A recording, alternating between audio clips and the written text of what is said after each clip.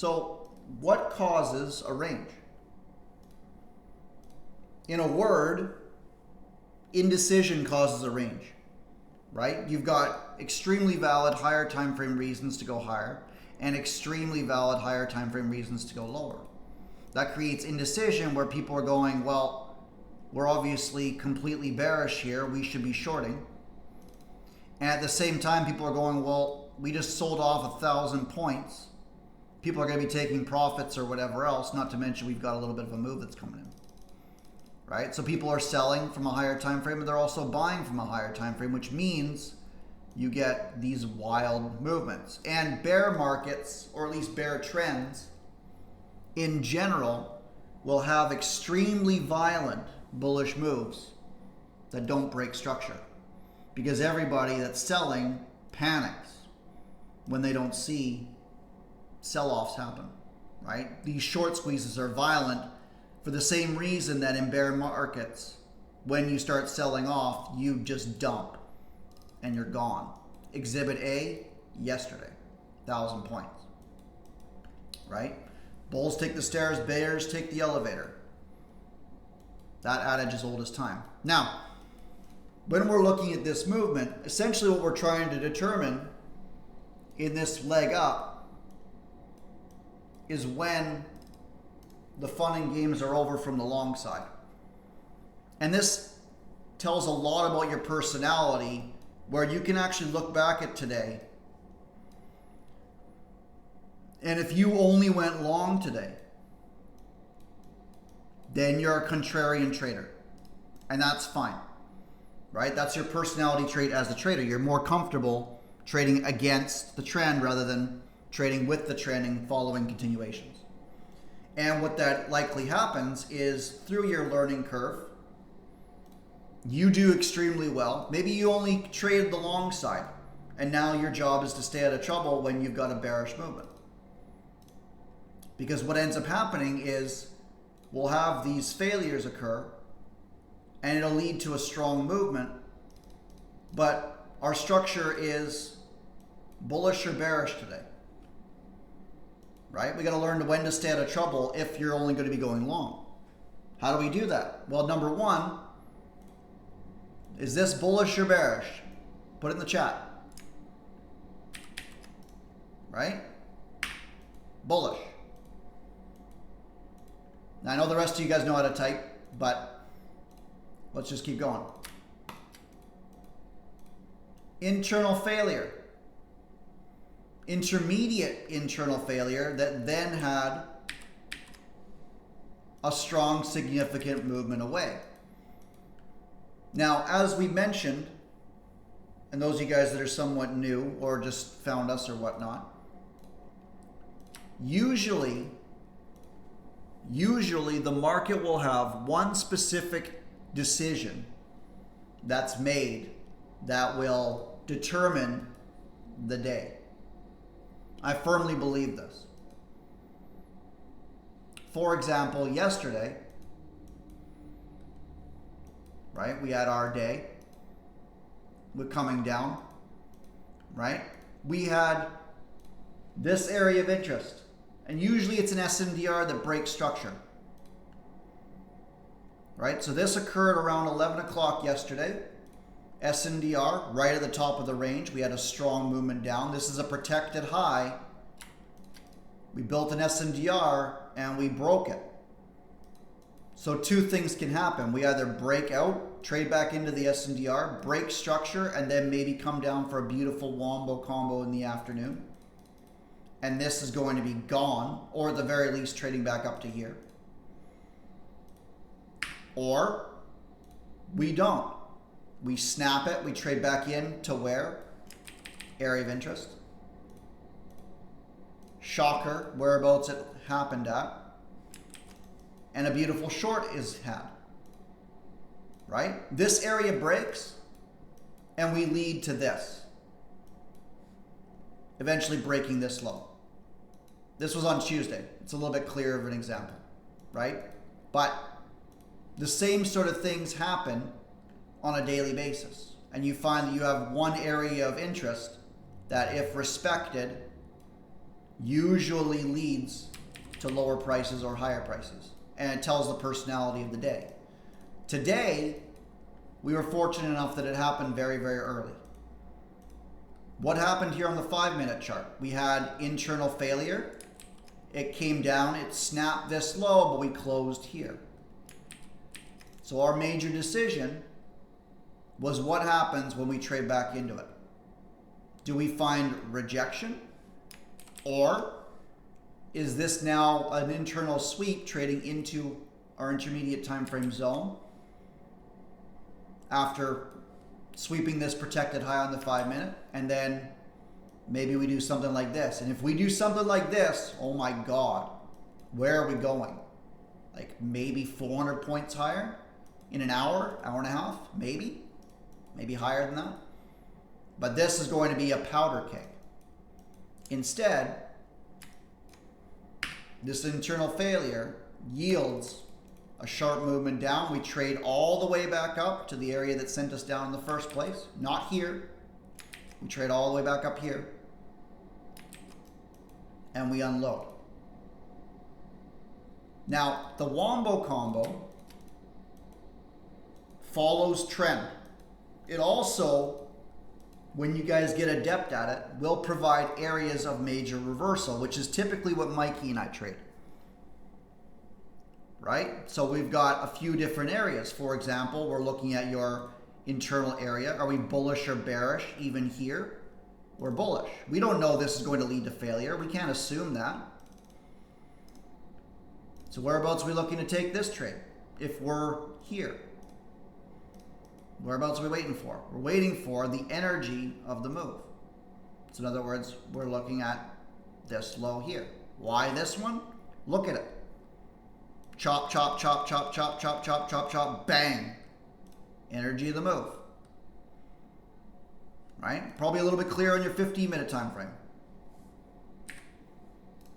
Very clear on your 15-minute time frame, actually. So what are the chances we bounce here when we trade back down into it that aligns with a prior swing? Now we've got narrative to go higher. Why? Because this isn't a credible high. We've got our area of interest. We've got structural reasons to get held up. And this provides not only a 100-point move, right? But that actually leads to failure. And not only that, but you have a lethargic movement into it. A nice sweep, right? Trading higher, validating this low. We came back down. A little bit of nasty PA in there though. I would have really liked that to have swept this candle. We obviously didn't get that, right? But I don't get what I want all the time, and that's okay, even on my birthday.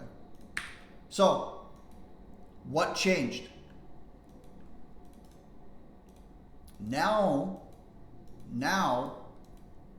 we have internal failure, right? This is now trending lower. And we know that because we're putting in valid lows, breaking higher, trading, closing lower. Notice how we're not breaking structure. We are on the 5-minute time frame, I suppose. Well, I don't think we actually had a body closure above there on the 5, right? But certainly a violent change in order flow with an intermediate time frame failure. And what do we get? We get a valid low put in, drops down. So whereabouts are we looking if we're going to continue bearish? First off, should we be looking for longs with the Wombo combo or shorts after this internal failure? Probably shorts, right? Now, that doesn't mean that there's not valid longs to come out of here, but depending on your personality and whereabouts you guys are at in your trading journey, we can all agree it's probably better to follow the trend. Probably better to follow the trend. So, let's get rid of all this. We're going to play dumb and follow price. Whereabouts is the last structural in this? Just this move here. Well, let's actually go from this leg down to here. Whereabouts is our last structural bearish candle? It's this one right here. right? This definitely isn't. That's bullish. So in this retracement, we don't know if that retracement's going to happen on this candle up, or this candle up, or even on this one until we're told. So we continue to move our retracement area. So what do we get? Last structural bearish candle. Whereabouts is the energy of the move? Is it this candle? No. This one? No. Is it this one at the high here? No. Although that lines up beautifully. Energy of the move came in when this candle drove down. And then we actually traded inside this range for a little bit. So we draw it there. That's right. That's right. This one actually made a valid high in here. But more importantly, if you're looking at these candles, which are the ones that really stand out to you, where price made major decisions? It's this one and this one. Right? So now we've got our area of interest. Whether we're able to get involved in this or not, and if we have a look at what the price action did, that was very nasty. Very nasty. Right? But at the very least, if we're long, and I bet you there are several significant reasons that we bounce from here, because the Wombo works on both sides. Right? You're looking at this area here was responsible for this one. Okay. We don't have anything in here at all. Where's our next strong energetic move? It's from this leg here. Right? So now we've got a couple of different decisions to make. We've got this obvious strong leg, directional movement.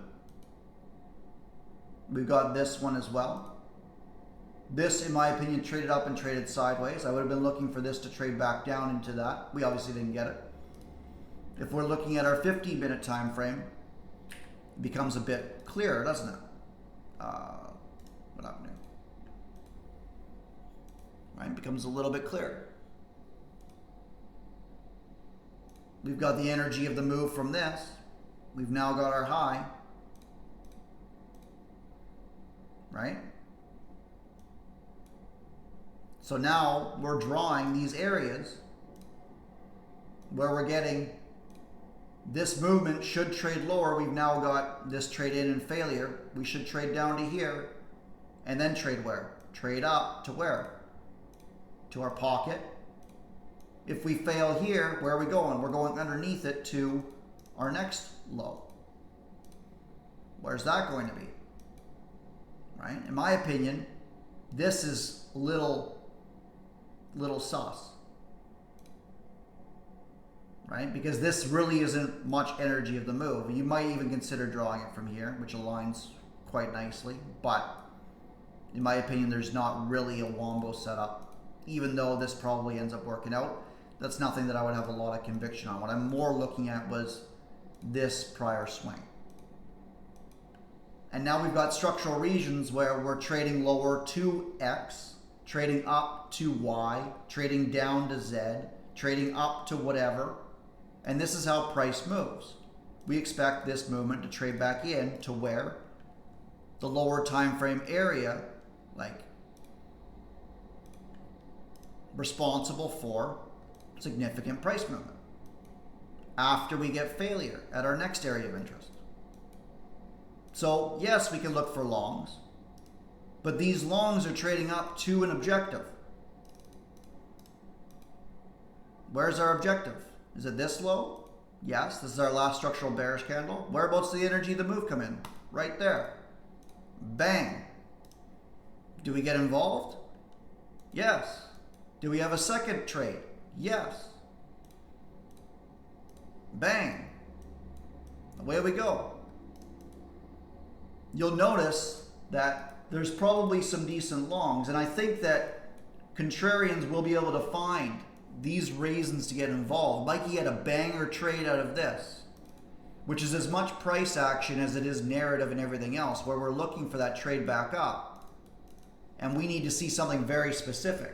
However, as you guys know, those of you guys that are just starting out, if your trend is bearish, and on the 5 minute, today we had this failure that put in a new low, this failure put in a new low, right?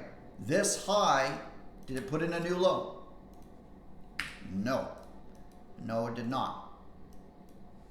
So what happens to that high? It gets cooked. Does this break structure? No. No, it does not. So there's a possibility that this trades back down to the Wombo area and then runs, and I think I did mark that out today.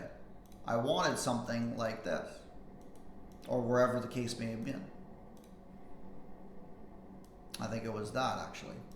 That's exactly what it was. This bear close is failure, yes. Right? Mainly because this, even on the 5 minute, we need to see something pretty conclusive that goes on. And that we validated this low. Right? So yes, this becomes the last structural bear bar, closing underneath this. Right? And you see the same thing on your 5 minute. Right? This actually closed underneath that. But what we're trying to determine is this high really responsible for something significant? And if I'm identifying that, and we're humming and hawing about that, it should be how conclusive. For example, this low here, traded above, validating this as a low, okay? Look at how we traded underneath this low here. Like significant gone. Right? So often it'll be a little bit less clear. This is your last structural bear bar in this movement, but I'm looking at this leg.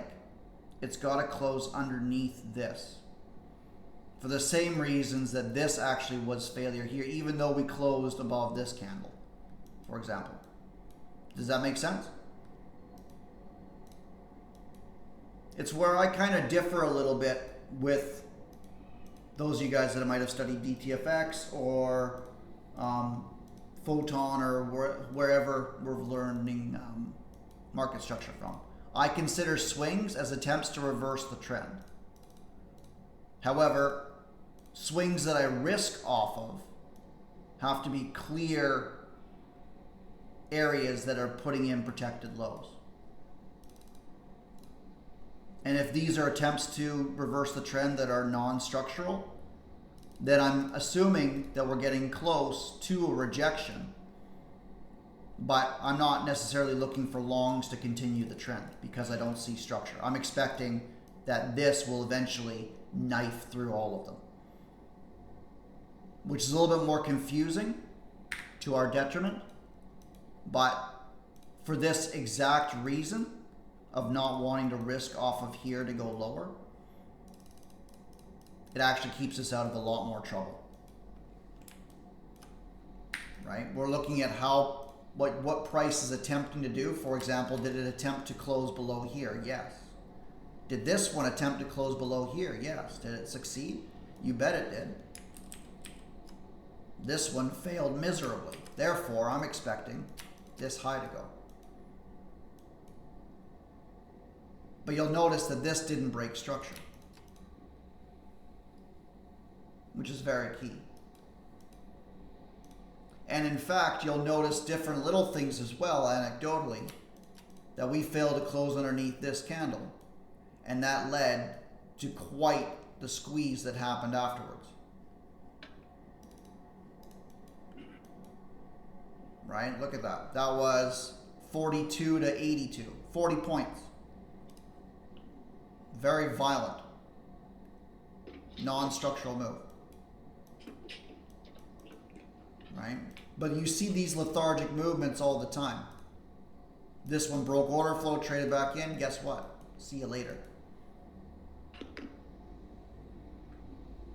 And we can kind of explain all of these movements based off of the chart itself. Where's our wombo drawn from here that we would expect? Right there. Why? This was the energy of the move that actually left. You could argue from here, but I prefer this one.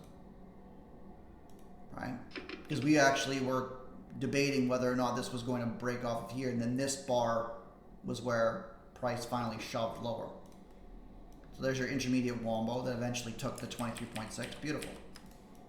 Whether you take that one or not because of the validation of this low isn't relevant. We're still looking at how price moves. And then ideally, which was another warning sign, we should get something like this bouncing off of it, which aligns at 23.6, and that should continue higher to the next one.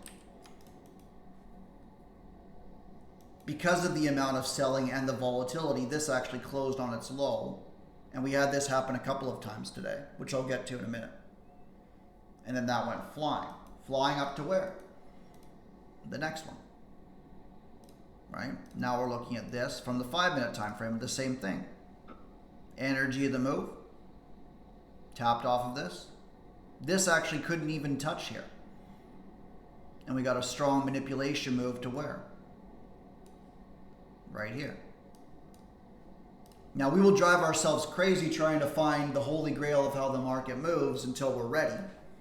But when you guys are ready to level up with this, it explains every single move in the market when we pair it with structure. I'm not exaggerating. There is nothing like this that you can pick highs and lows on. And this works for all time frames as well. When you start drawing fibs sort of properly. Right? Everything. This low looks like it's tapping into the middle of nowhere, but it's not.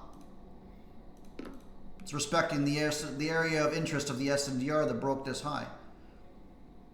Bang.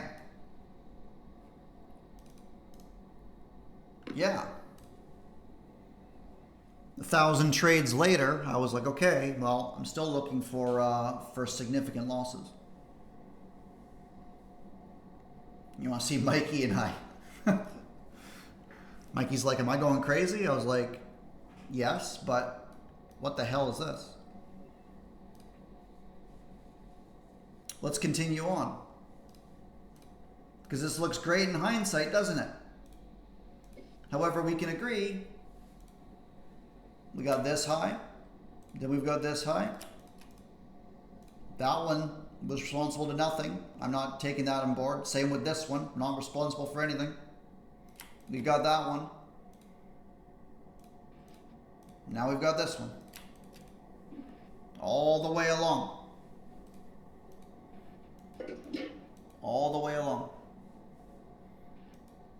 Right? Now this was nasty because I was looking for this to finally end up short. And pretty clear for me whereabouts I expected it to be short from. And this was just a nasty manipulation leg that then ended up closing below. And it didn't even give us our trade back in.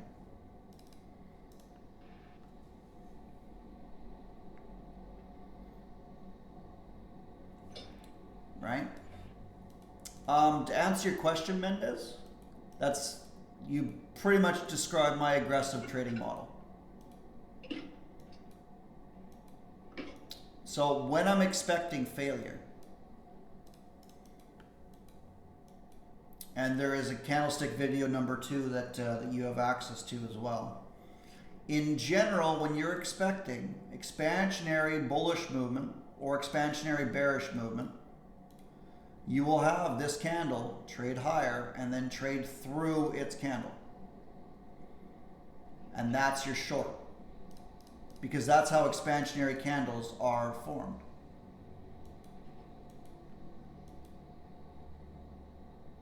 Something like, are you talking about something like this or are you talking about something different?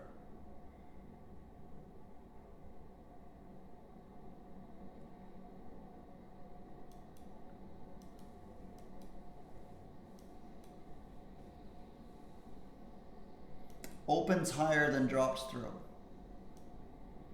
You talk about like something like this, where the close happened here, this one opened higher and then draw.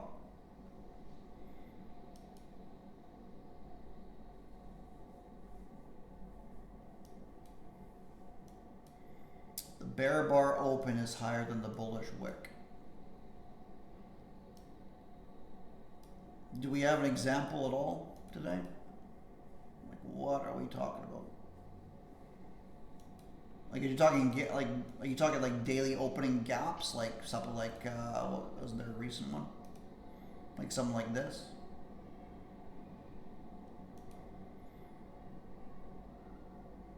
Or like something like this?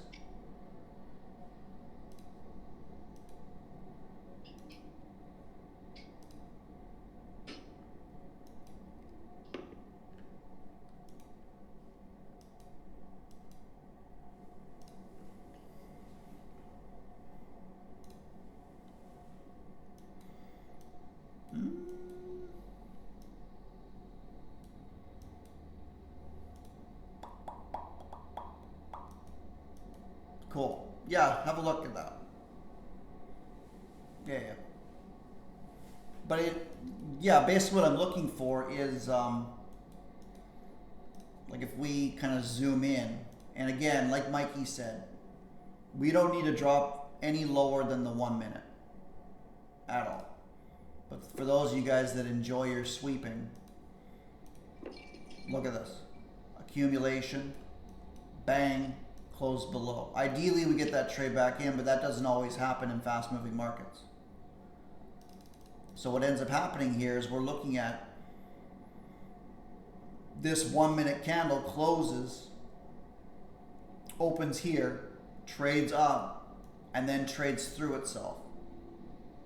And that's usually very violent, because that's how expansionary bearish candles are formed on all time frames. All time frames. You open up, and this is accumulation, manipulation, distribution, or however you want to look at it, on all time frames. Usually we trade higher to facilitate people buying, and then we run them out, making everybody chase on everything. So one of the main things to focus on if you guys are struggling is understanding whereabouts we should be trading into, what time frame it's on, what we're looking to sweep, where we should fail, and so on and so forth.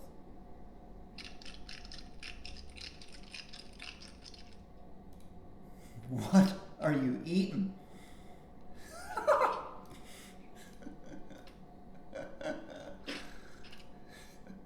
It's just me? Are you guys hearing that?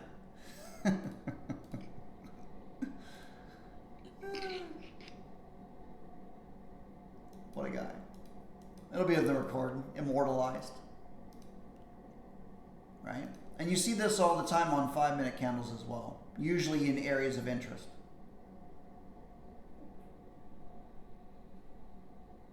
Right? If you don't get that, if you get body closures underneath, even then, right, this finally closed bullish, away we go. But in general for today,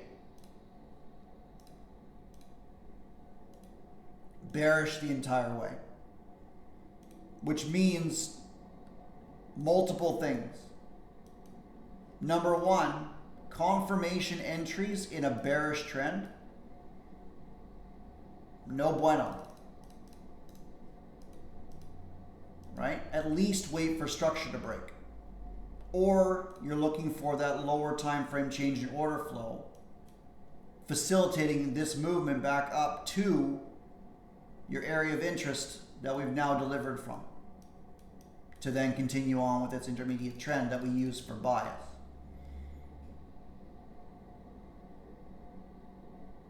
Right? If we break order flow, if we break structure, now we're looking at this being lethargic movement where we're looking for that banger trade. And if we go back to Tuesday, where are we? Tuesday.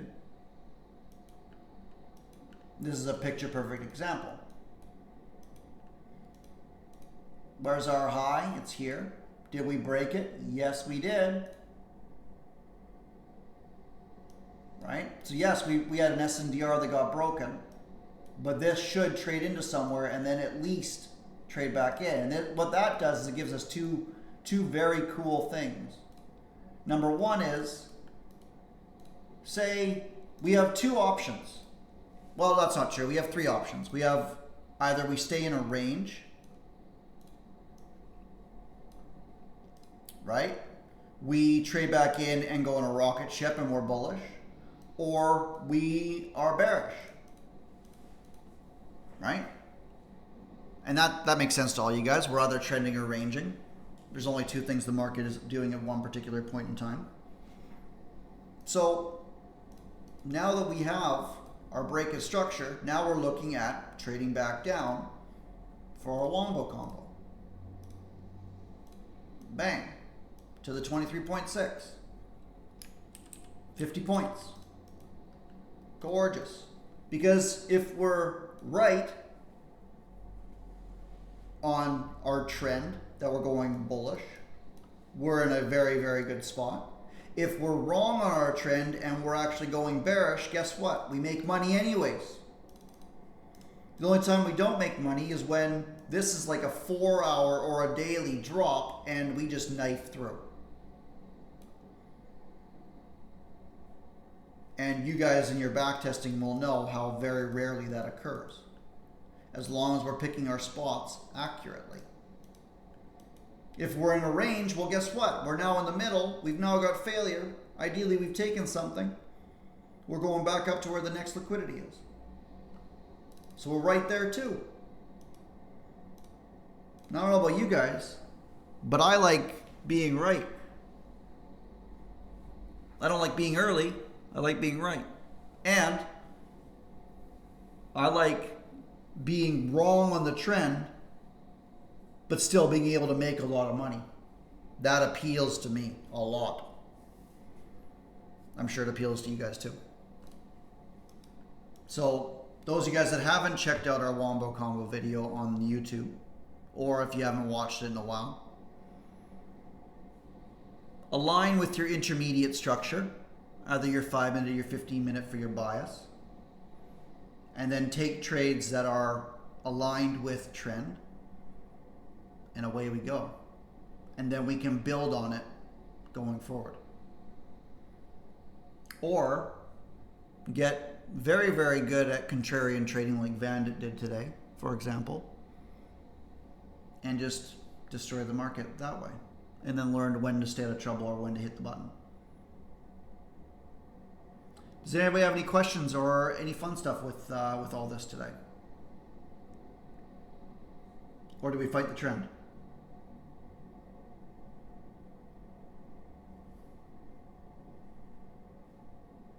Cool.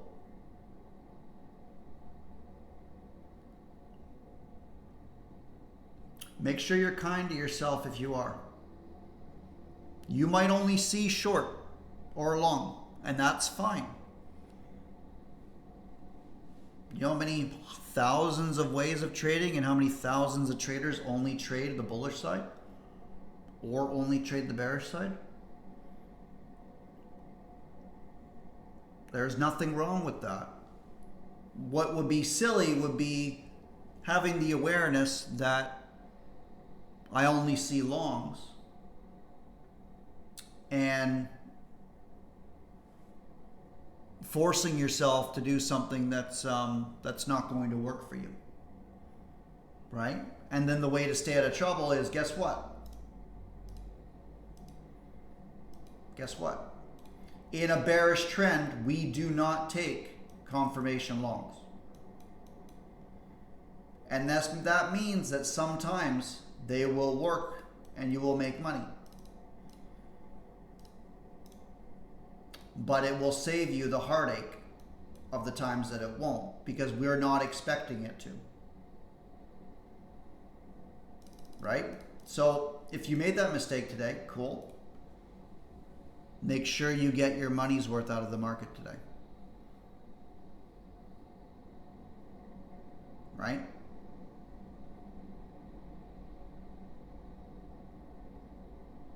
If you saw the shorts, but you decided not to take them, that's fine as well, as long as you made the decision, right? And it wasn't based out of fear. It was just maybe uncertainty, maybe, there could be a multitude of reasons. Either way, be very kind to yourselves if you're talking to yourselves about today. These conditions, I think if Mikey and I had $1 for every time we mentioned just how the price action was not behaving the way that we wanted it to not get involved, I think we would have made quite a bit of money on that alone today.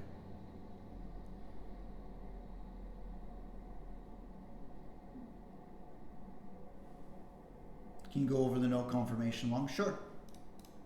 Right? So last possible thing, we have our structural areas. In fact, this protected low didn't get broken until here in reality, as this was a valid low, but it didn't become protected. So technically, we're still bullish structure in this move. Now, based off of how this was reacting, I was leaning very bearish, right? But a hard rule for you guys, if you're taking confirmation trades, because there's two wombos, right? You've got your intermediate wombo. You've got your intermediate wombo. We've now had structure. We've got our strong higher time frame move up, and now we're looking for this confirmation trade to come back in, and then taking that one up. Usually, every good wombo will have multiple ones. And if you guys follow along with here, guess what? You can have multiple wombo trades within the intermediate wombo itself, right? Okay, so like something like this, for example, guess what? We've had our strong move. We expect in here to have one as well, and we do, right? Whether it delivers or not, it's not relevant, but this is your confirmation trade after you've got your wombo coming in. We have failure, so now we're going to our intermediate one, which ends up being here, right? Now, having this move occur but not break structure, we're not looking for the confirmation long when this price retests back down, because our structure is bearish. Structure comes before the wombo combo, and what I mean by that is that in a bearish trend, by default, valid highs should do what?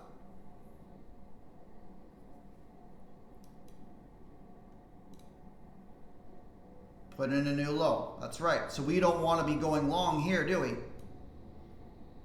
Because our expectation is that this low goes. So then it stands to reason. So then it stands to reason that in order for us to look for a confirmation long, structure has to be what? Bullish. Bullish. We can get a break of structure on the 1 minute time frame.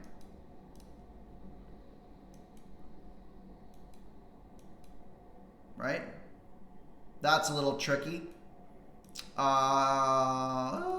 Do we get anything here? No, we don't. Right? No valid lows in here at all. This was just kind of a squeeze, internal movement. This isn't a protected low for the same reasons we were looking at earlier. That's not a break in structure either. Even on the 1 minute time frame, we have nothing. Not a thing. But what I was going to suggest is the higher probability long entries are when you've broken your 1 minute structure and now you're looking at this being the confirmation to take this up to wherever the 15-minute pocket is. Yes, they were very violent squeezes.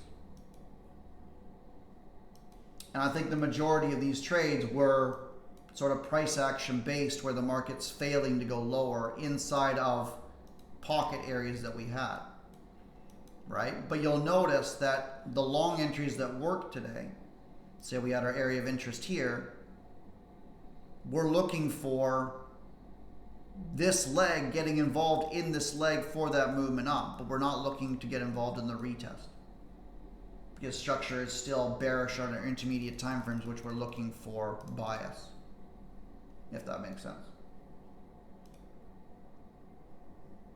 Right?